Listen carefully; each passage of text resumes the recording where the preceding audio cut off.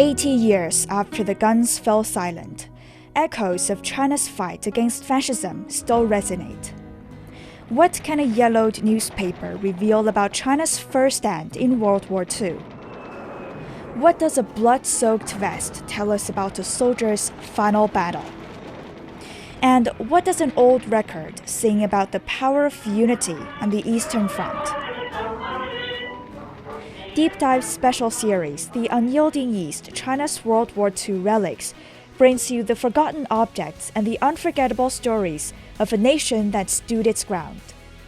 Discover China's role in the global fight against fascism and the people whose sacrifices helped secure final victory on Deep Dive, wherever you get your podcasts.